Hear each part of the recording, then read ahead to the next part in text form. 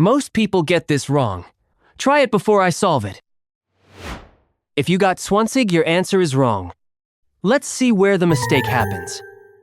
Because we didn't pay attention to the order of operations.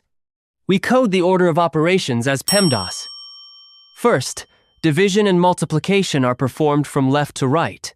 Then, addition and subtraction are performed. 24 divided by 3 equals 8. 3 times 4 equals 12. Now let's do subtraction.